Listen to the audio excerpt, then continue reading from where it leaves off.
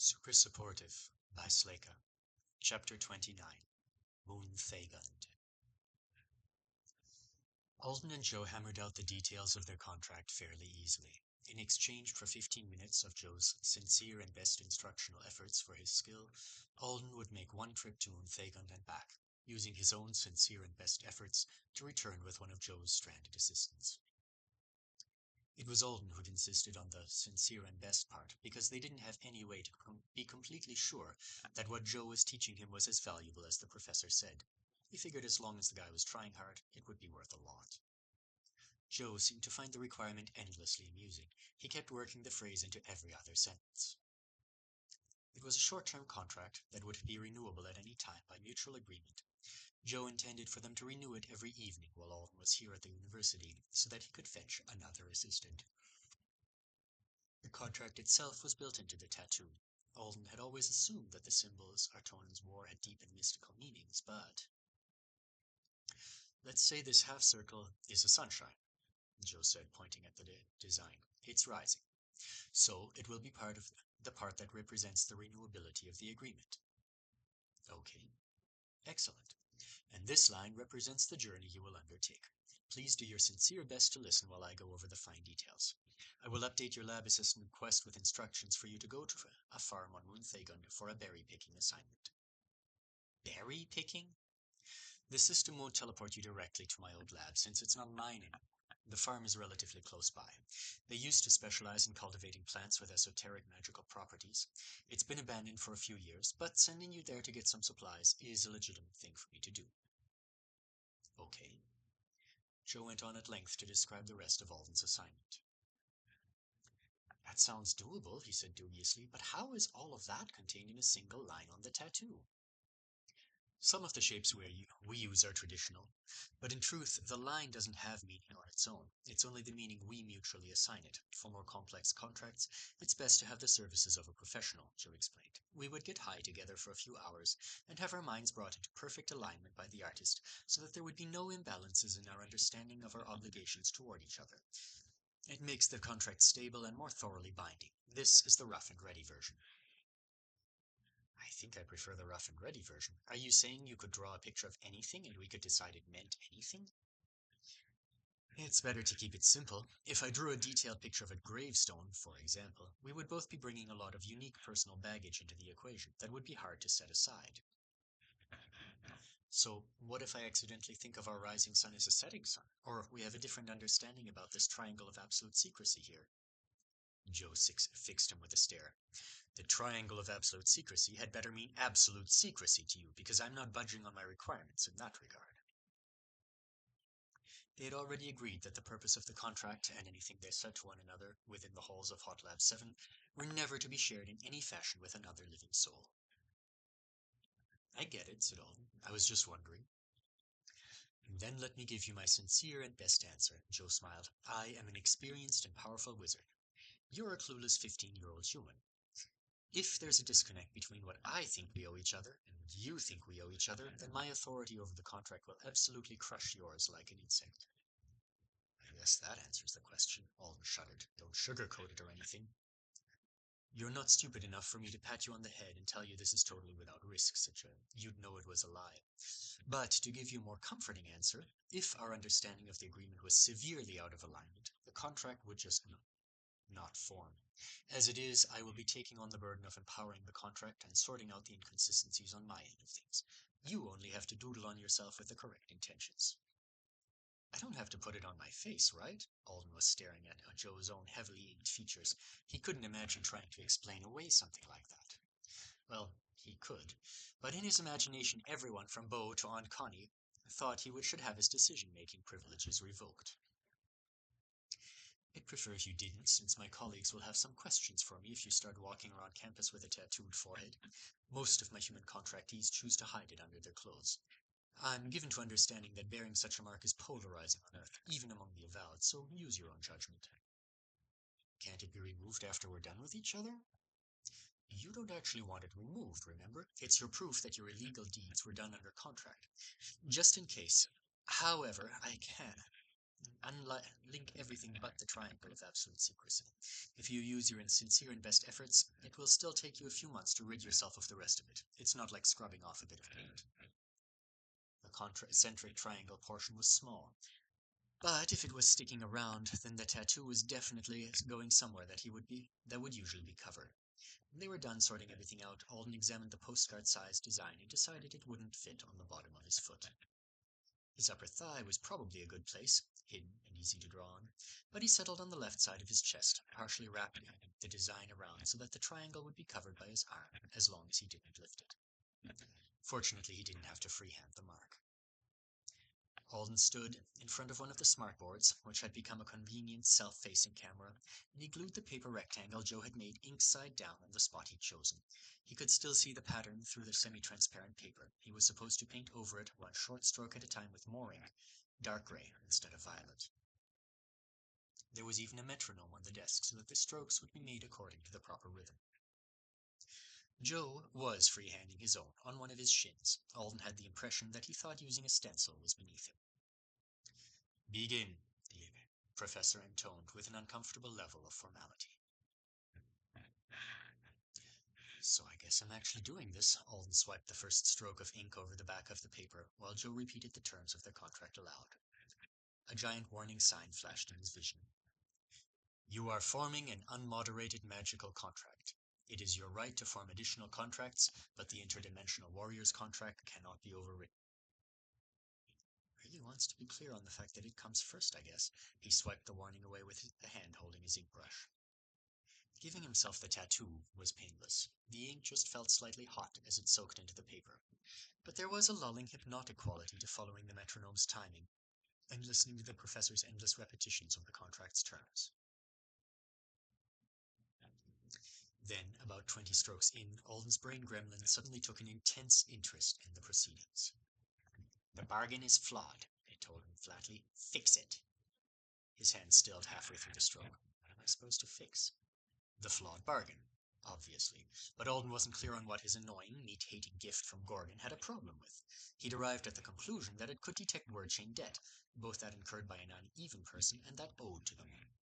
But though that was interesting, he didn't see what it had to do with his contract with Joe.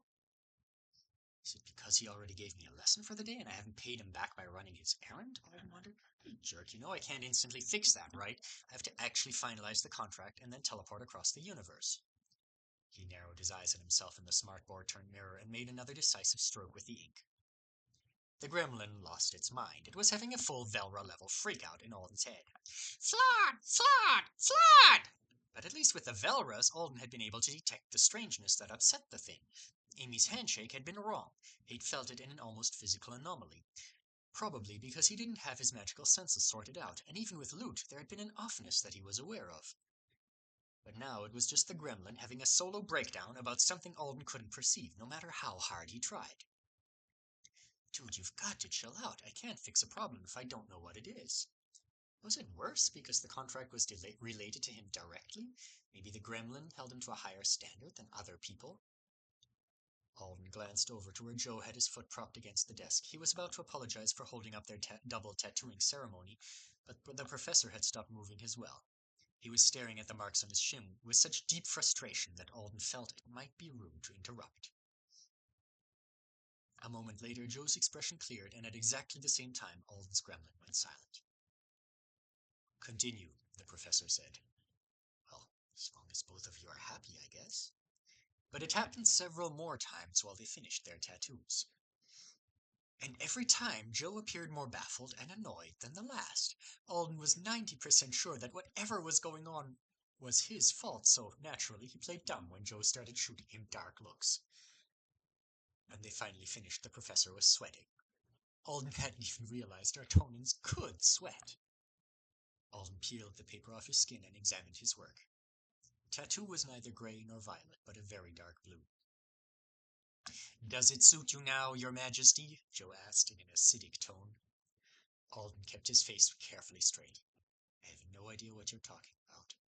If you're that fussy about aligning contracts, you're going to have to learn to compromise on your own half of things. A few discrepancies between us should be fine. We're exchanging small favors here, not getting married. Alden dropped his shirt and finally turned to look at the professor. Sorry if I made the magic harder, or something like that. I didn't mean to, it just felt a little flawed. Joe muttered in a tone and then narrowed his eyes. Do you realize you've just admitted to something extremely surprising, or do you perhaps think it's normal? I am normal, said Alden, picking up his coat. And don't I need to go rescue people now?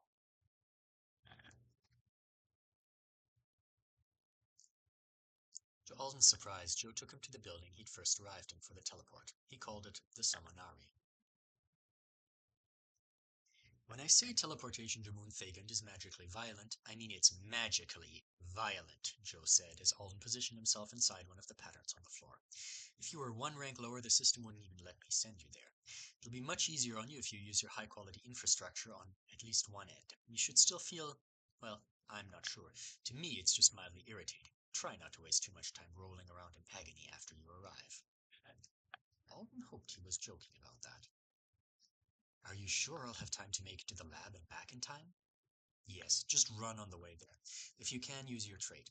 There's a small ground vehicle at the lab for the return trip. After today, it will be much easier. His eyes was flicking around behind its lenses. Quest update. Assist Superior Professor Worley Rodin. Teleport to Alepta Agricultural Community Moon Thegund and collect Marlek berries. I really am going berry picking. I've got the quest set to allow you to complete it in whatever manner you see fit, so it won't bother you when you leave the farm. The place is overrun with Marlek plants. Pick just one before your return teleport, it will count. Joe passed Alden a small metal orb that was supposed to be full of instructions for his assistants. Alden took it and felt his skill activate. Time to teleport, 11 seconds. Can I call you through the system if there's trouble? Yes, I'll accept and pay the fee. I haven't been able to get through to my assistants today, but that's common. Should be fine with an avowed there to stabilize the call. How does me being there stabilize anything? I'll cover it in one of your upcoming lessons. The timer finished counting down and the world went dark. It reminded Alden of the teleport from Chicago to Artona 3. Had that seriously just been this morning? He mentally braced himself for pain or nausea, since it was supposed to be magically violent, but he felt nothing. It was dark, he was disembodied. It seemed to take a long time compared to any of his previous teleports. Then he was stumbling out of an alcove into a place that was pretty recognizably a produce packing warehouse, though he'd never seen one before. It was abandoned, as Joe had said it would be.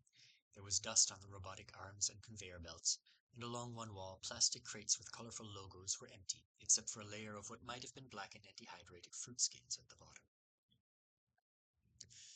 The teleportation alcove Alden had arrived through was speaking in Artonan. He managed to get the words welcome and thank you, but not much else. Hey, local system, he asked, his voice echoing off the metal walls. Do you not translate? It hadn't even given him an arrival notification. He scrolled through his interface and saw, to his surprise, that some of the features were missing. Pivotal ones. The options to choose his post-affixation spell was completely absent. Maybe the primitive system here couldn't grant skills and spells? Come to think of it, maybe it didn't even recognize the name system. Contract, can you translate whatever the teleportation alcove is saying? This request prompted words to scroll across his vision. Welcome to Alepta Agricultural Community, honored traveler. Thank you for your patronage. One of our friendly guides will be with you shortly. There was something spooky about being promised a friendly guide when he knew one wouldn't be appearing. Contract, you do maps, right? Joe had said it could. Can you give me the fastest route to the laboratory owned by Ypal Corporation? It should be near here. There was a brief pause. That facility is in a high chaos area. Your rank is too low to approach it safely. You are currently in a high chaos area. You should travel to the Thegund protected zone. I have analyzed your susceptibility. You have achieved the lowest score. The Ypal Corporation's research facility is that way. An arrow appeared, pointing toward one of the warehouse's doors. System, are you okay? Alden muttered. There was a lot of word spaghetti to sort through. Don't go there. You suck too much. Do go there. Follow the arrow. Susceptibility to what, Contract? He asked, following the arrow. What did I get the lowest score on? Susceptibility to incursion and loss of assignment is low. Congratulations, and thank you for your service. Does this thing actually speak English? Is it just doing its best? Outside, the temperature was comfortable. The sky was yellow and covered with a dense layer of cloud. The ground was dry, hard-packed brown dirt. Alden smelled sulfur and something like mint. The arrow led him to a field of tall shrubs covered in dark green fruit. The bushes had begun to overgrow the neat rows they'd been planted in, so he had to fight his way through. Then he remembered Joe said the things had esoteric magical uses, and he wondered if it was safe for him to be touching them so much. He didn't want to break out in hives or poison himself, or start hallucinating. Are these plants safe for humans? He asked. Contract? Do you know? The fruits and leaves of the marlic plant should be eaten sparingly by humans with unmodified digestive systems. Do not consume roots. Do not use any part of the plant as an inhalant. Well, that at least was clear enough. Something uncomfortable but non-lethal would probably happen to him if he ate them, and he should never smoke them. He made his way through the field with a little more caution, trying to push away his growing sense of unease. In the first couple of minutes after his arrival, he'd been too busy taking in the obviously alien environment of Moon Thegund to notice some of the finer details about it. But now, he was picking up on one that bothered him. It was dead silent. The animal noises from the jungles of Artona 3 were strange, but not in a disturbing way. This total quiet felt unnatural. Alden could hear his own breathing, and the rustle of every leaf as he brushed past. He almost jumped out of his skin when one of the tall, plain white stakes stuck into the ground between the bushes suddenly came to life with a hiss and started misting the area with water. It's just the irrigation, you dork. Heart pounding, he laughed at himself a little. But the sound broke the quiet in a way that made him even more uncomfortable, so he cut it out quickly. As he traveled through the huge field, he ran across a few other stakes that seemed at least partially functional. Some of them dribbled constantly. Alden assumed they'd been left running on purpose, to keep the plants alive, but it must have been a long time since anyone had come by to check on them. There were other signs that the farm had been abandoned quickly by people who planned to return. He passed by a shed, and he peeked inside to find a dozen pairs of rubber work boots arranged in a neat line on a shelf. Tools hung from clips on the back wall, and there was a glowing high-tech cabinet full of cylinders that he thought might be drones. There was something that looked like a petrified, half-eaten protein bar on the ground beside a trash can. Yep, he thought as he closed the door quietly and moved on. The fact that someone left all this stuff behind and never came back for it is a very bad sign.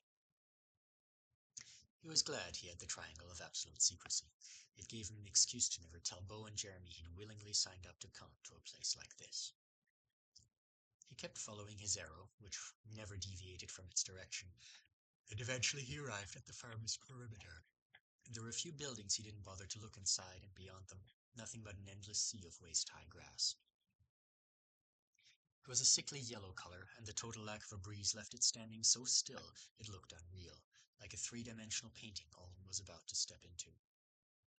A few whispered questions persuaded the system to give him an ETA to the lab. It would be around 3 hours at his current average speed, straight through the grass. Joe had said he should use a straight run. He still had the small messenger orb in hand, and to his relief, his skill was easily preserving it when he walked, even though the target indicator for Joe was gone, and he couldn't make it reappear. So he could carry something entrusted to him to other planets, and keep up the skill as long as he didn't lose contact. It was a pretty neat trick. And his trait would work as long as he didn't drop the ball. Through the grass, he couldn't see the ground in front of him well, so he started out slowly. After about 20 minutes, he concluded that it really was just a lot of flat-packed dirt. There were a few loose pebbles here and there, but he hadn't spotted a single dip or hump in the ground, and the grass was only a minor impediment. He could probably run without tripping over obstacles. Activate trade contract, he said, and when the local system didn't respond, he sighed and did it by hand using the interface. Activating Azure Rabbit felt like flipping a switch in his head. It was a very distinct sensation, and he thought that he could probably flip the switch without using the system at all after a little practice. He tightened his grip on the messenger orb and took his first steps. All right, feels unusual. He hadn't gotten nearly enough practice with the trait before he was summoned by Petiquol, but he could make up for that now. Focusing on every step and increasing his speed gradually, he started to jog. If he closed his eyes, he thought it would feel like a completely normal jog through tall grass. But this relatively small exertion was eating ground at an unnatural pace. It was faster than his fastest pre-affixation sprint. Alden hadn't had enough room to really let loose in the consulate, and he hadn't been able to practice with his coat on. The increased agility from it seemed to be helping. He soon found himself completely absorbed in the movement trait, intensely focused on the process of it, in a way that he hadn't been able to achieve with his skill. He still didn't get what was happening when he used "let me take your luggage." It felt like he was trying to use a body part that had gone numb, or one that was both numb and entirely foreign. It worked when you told it to, and he was glad it did, but it didn't really feel like it belonged to him yet. Azure Rabbit was different. His feet hit the ground, and he sprang up and forward. He adjusted his posture slightly, trying to focus on getting less of a silly leap and more straight-line speed, and he felt a shift in the right direction. He adjusted it again and again until he was running in a weird new way that felt totally amazing. It was so comprehensively physical. There was a ton of feedback from the senses he'd spent his whole life using, instead of brand new ones, and that made it wonderfully easy to intuit how to get better at it. Oh my god, this is the best, thought Alden, trying to readjust the way his feet hit the ground. It feels like a real superpower. I should have picked a brute class. Being a speedster would have been way more fun to practice. Every little tweak he made had a clear effect. This was going to be great for maneuverability once he'd got complete control over it. He was having so much fun experimenting with the trait that it took him a while to notice how much faster he was going. He'd begun actually running instead of jogging at some point, and he was rapidly wearing himself out. His legs burned. The back of his hands stung from being whipped by the grass, and he was gasping. He was a lot faster and a little stronger, but he didn't have a limitless supply of stamina, and it wasn't like running had ever been a serious pursuit for him. Disappointed in himself, he slowed to a maintainable pace and tried to catch his breath. So starting an exercise program the second I get home. He wiped sweat from the message orb with the hem of his shirt and checked his ETA again. He'd shaved off plenty of travel time, even at his current reduced speed. He kept heading in the direction of the arrow. After a while, the grass began to change. In some places, there were large patches of barren soil, and in others the grasses grew in strange vine loops. Maybe there was nothing dangerous about the different patches, but Alden did his best to avoid them. He'd stick with the nice grass he was used to. As he edged around one of the loopy grass spots, he caught the unmistakable whiff of rot. It smelled like the rat that had once gotten trapped under the fridge at home and died. Somewhat to his own surprise, he made it to the lab without incident. He'd been expecting a building, possibly a large one, but nothing much more than that, since Joe was, after all, just one magical mad scientist. How much space could he have possibly needed? A heck of a lot of it, as it turned out. The lab lay in a depression in the landscape. It was a massive dimple in the grassland that looked like a natural geological feature to all, though for all he knew, Joe had somehow made it himself. Looking down at it from above, the entire complex was visible, an enormous structure with reflective sides and roof tiles encircled in place. Though it seemed to be functioning as a barrier, Alden was hesitant to call it a wall. It was obviously large enough to contain rooms in its interior. Within its confines there were 10 to 20 other buildings, depending on if the things that looked like interconnected greenhouse domes were counted as one single place or several individual ones. Alden had thought that Joe was probably a big deal. He didn't know much about the Artonian justice system, but being given a professorship on an elite college campus seemed like a pretty mild punishment. The guy would have to be powerful, rich, or genius for it to qualify as one at all. Staring down at the lab, he felt this opinion had been confirmed, and then some. He headed down the slope toward the facility. From above, he hadn't seen any sign of life, but as he approached, people emerged from the perimeter building. They peered through a narrow door that looked more like an afterthought than a proper entrance to the facility. Alden's heart rate ratcheted up when he spotted the first couple of Artonians. He was coming here expecting to find people, but that didn't stop him from worrying that he would find the wrong people. What if the lab's new owners were here? What if some of Joe's assistants hated trespassers? But people kept appearing, until there were 15 of them, including one very elderly-looking man and a couple of small children.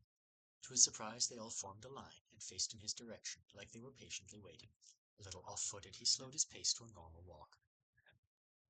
When he was 50 yards or so away, they all bowed deeply except for the kids. Alden wondered what it said about his own culture that he would have been less surprised to be met with angry guards carrying guns. As it was, he felt obligated to speed up so they would stop doing the bow as soon as possible. I'm not supposed to bow back, am I? Is it more rude if I do or I don't? This was never covered in culture class. Culture class assumed humans would mostly be interacting with wizards, not other Artonans. He knew they considered Avowed to be important-ish. Since he could only be here because he was working for one of their wizards, he had a higher social status than they did, but Alden had a very poor grasp of the etiquette involved in that kind of relationship. Bowing was probably the wrong thing, so he settled for smiling nervously as he approached and said. He was relieved when they stood up straight. All right, they definitely don't speak English, and they aren't carrying tablets, so they probably don't have system access to translation. Hello, he said in Nartonan. My name is Alden. I have this thing from Worley Rodin. He knew the word for message was stored somewhere in his brain, but he couldn't call it to mind. He held the message or about toward them hopefully. The kids and a few of the adults were staring at him, wide-eyed. A short woman with startlingly pink eyes stepped forward with an eager expression. Honored helper of distinguished Master Rodin, she said. Won't you please join us for a cup of wevy inside? I don't want to drink more wevy, thought Alden. I want to go back to Artona 3 so that I can eventually go back home. Won't you just take the message ball from me? Yes, he said, waving the orb in her direction. Wevy and this thing? Damn it, what was the word for message? And how did you say, I'm here to rescue you, please let's do that instead? She nodded and, to Alden's relief, reached for the ball. He passed it to her, hoping she would activate it right away. He didn't know how to do it himself, but instead the whole group bowed to him again and waited. Am I supposed to go inside first? He felt like he had to now. Who knew bowing could be a form of peer pressure? Sighing, he strode to the door, and they all followed after him, murmuring to each other. Maybe if he drank the wevy super fast, they could get down to business.